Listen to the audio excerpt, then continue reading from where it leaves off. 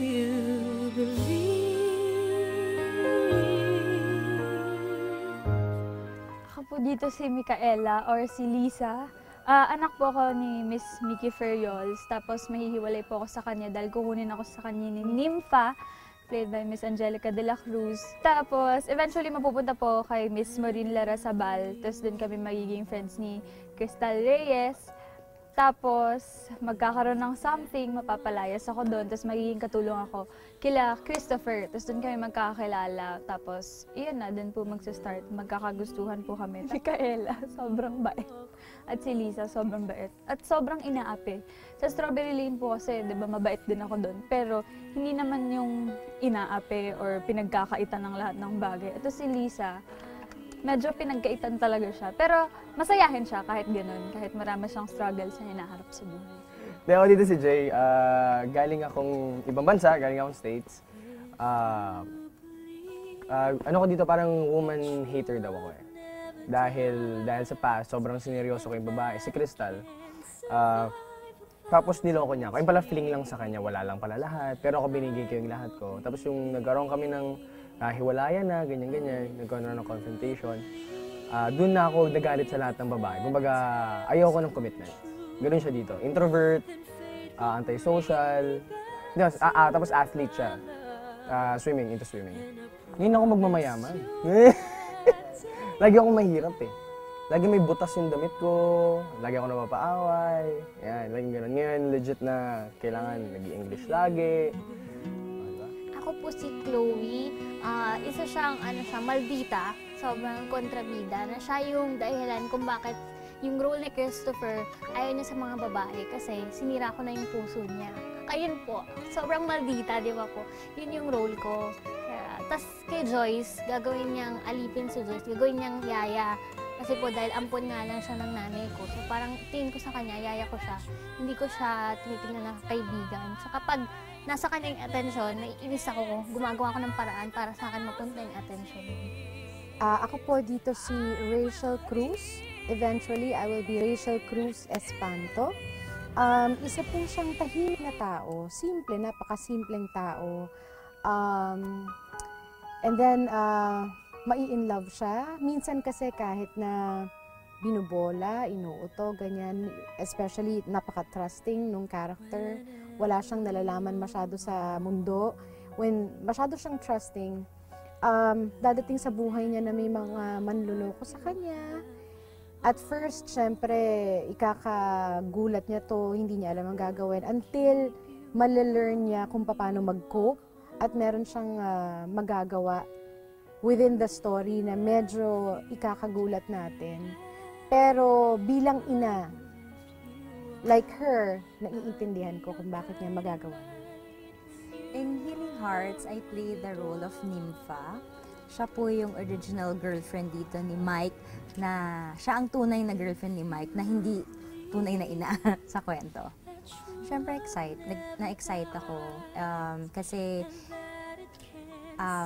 basta may sisimulan na bagong project, exciting lahat yan eh. Bagong makakasama, mga artista, mga staff, mga crew, everything is new, so it's really exciting.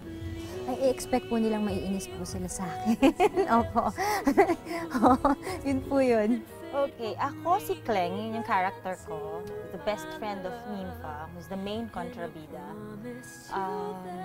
Mabait yung character niya at first, pero eventually, marami kasing mga mangyayari. Like, one would be, as a mother, since magiging mommy si Kleng, as a mother, nagkakaroon tayo ng mga sama ng loob or galit pag napapahamak syempre ang anak natin. And yun yung pinaka-main reason kung bakit nagkaroon siya ng galit. Mas masarap yung pakiramdam kasi yun talaga yung character na gusto ko nga. Tsaka mas nakaka-relate din ako ngayon sa age kong to kasi eksaktong-eksakto yung edad dun sa mga pangyayari sa story. Okay, isa akong matalik na kaibigan ni Rachel, which is si Mickey Ferriol. And then, ang trabaho ko dito is isang manicurista na nagkaroon ng parlor. Bale, ako yung pinakaparang sandalan ni Mickey if ever na may mga trials siyang dumadating sa buhay, kasi sa naging experience ko, sa mga naririnig kong mga butterfly, mga chismosa sa aking parlor. So, doon ko inaano yung pampalakas ng loob kay Rachel. And at the same time, sa akin iniwan ni Rachel yung anak niya dahil dumating siya sa puntong hinuli siya ng mga pulis dahil napatay niya yung asawa niya. Umiyak po ako araw-araw. Hindi, nag-workshop po kami kay Miss Ann Villegas. Tapos tinuro niya po sa amin yun. Sabi niya, umiyak ka araw-araw kahit isang patak lang or dalawang patak. Basta everyday umiiyak ka para lang masanay. Yun, nag-undergo rin kami sa workshop with Miss Ann. Siyempre, ibang atake naman na yun. Kasi si Miss Ann, ilang beses na rin siyang nag-workshop sa amin. So, iba yung atake yung tinuro niya sa amin. Tapos sa akin, ang sinasabi niya yung mag-practice ako ng hindi naman daw kailangan na may accent ng English, kahit Filipino English, ganyan. Very articulate kasi yung role ko dito.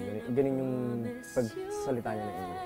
Siguro po, mas marami akong pinapanood ng movies, drama na sa kontrabida, mas doon ako nagpo-focus. Kasi di ba po dati, mga ginagawa kong role, puro yung umiiyak, nakakaawa. So parang pag nanonood po ko ng mga movies, doon ako nakafocus kung paano ba siya umiyak, paano niya ba pinatuloy yung luha niya, ganun po. Pero ngayon, doon ako sa kontrabida, tinitignan ko kung paano siya magtaray, kung paano siya manakit, kung paano maglakad, yung mga ganun na po.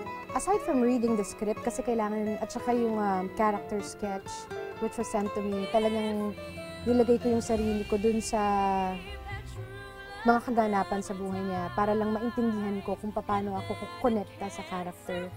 Pero yung playing as a mother, hindi ganun kahirap for me because I have a kid also.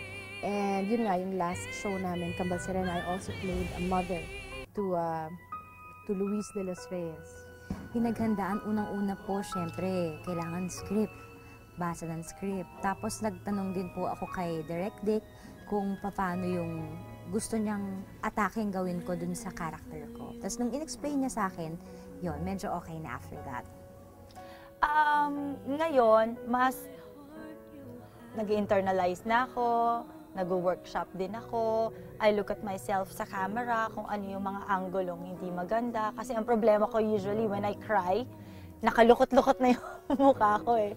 Hindi masyado maganda sa screen. So, pinapractice ko na rin.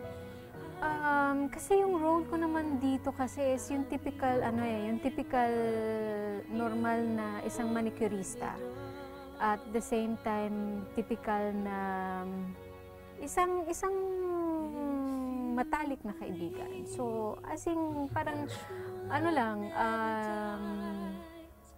being natural, being totoo lang. Kaya lang, siguro yung mga challenges, hindi pa namin nagagawa. So, meron yon definitely baka mga middle part nung story.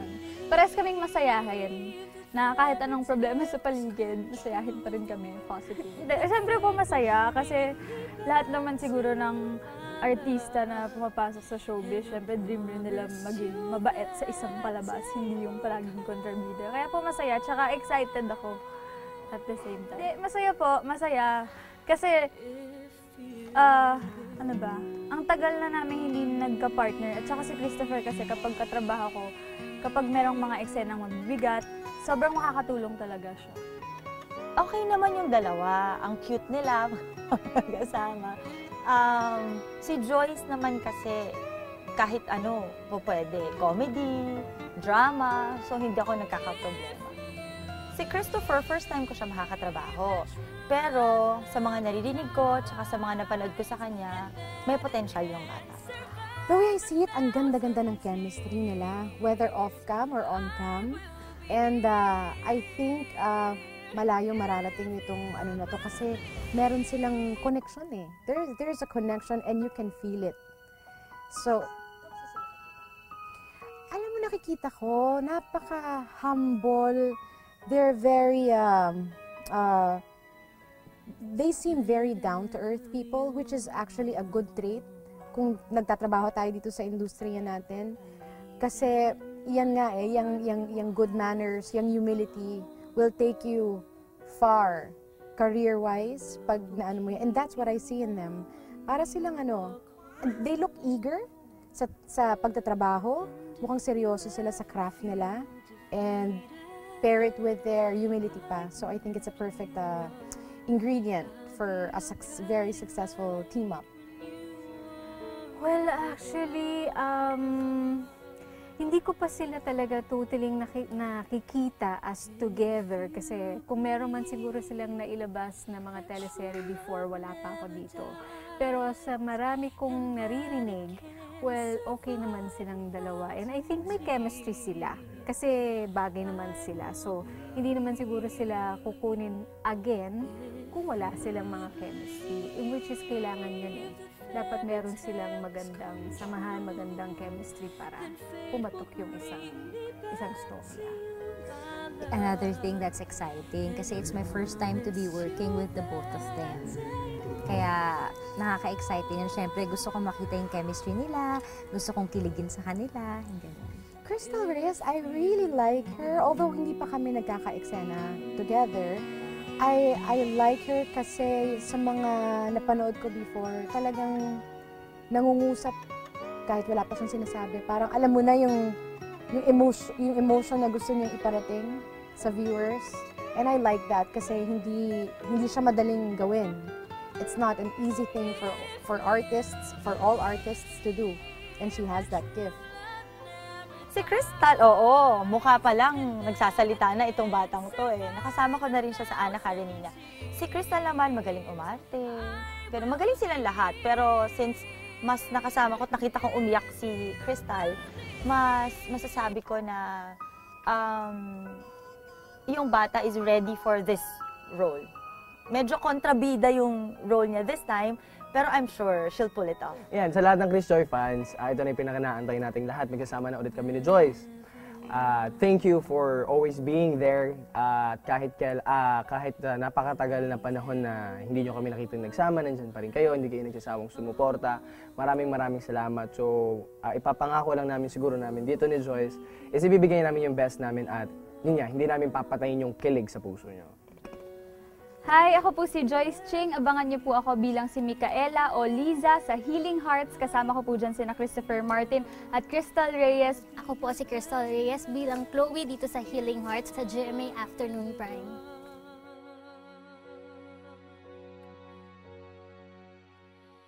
If you believe that true love never dies and that it can survive 1,000 tears,